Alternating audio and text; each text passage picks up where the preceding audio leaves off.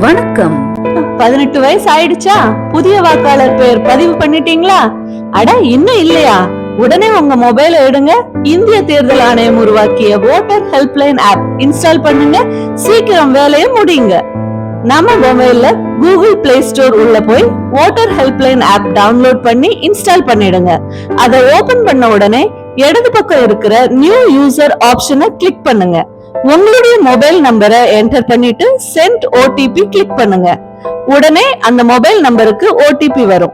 அடுத்து ஓபன் ஆகுற பேஜ்ல மொபைல் நம்பர், நேம் என்டர் பண்ணிட்டு பாஸ்வேர்ட் ஆப்ஷன்ல ஒரு கேபிட்டல் லெட்டர், ஒரு ஸ்பெஷல் கேரக்டர், ஒரு நம்பர் இருக்கிற மாதிரி 8 டிஜிட் பாஸ்வேர்ட் கொடுக்கணும்.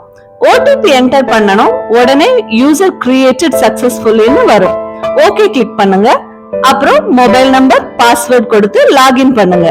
அதுல ஓட்டர் ரெஜிஸ்ட்ரேஷன் கிளிக் பண்ண உடனே வரக்கூடிய form 6 new voter registration click பண்ணி அதுல கேக்குற டீடைல்ஸ் கொடுத்து ஈஸியா புதிய வாக்காளர் பெயர் பதிவு பண்ணிடலாம். அதுக்கு முன்னாடி வாக்காளர் அவருடைய சட்டமன்றம் அல்லது பாராளுமன்ற தொகுதி பெயர், குடும்ப உறுப்பினர் ஒருவருடைய புகைப்படம் இருக்கிற வாக்காளர் அடையாள அட்டை எண் தெரிஞ்சிருக்கணும். வாக்காளர் அவருடைய பாஸ்போர்ட் சைஸ் புகைப்படம் மற்றும் பிறந்த தேதி மற்றும் முகவரி சரியா இருக்கிற சான்றிதழ் வச்சிருக்கணும்.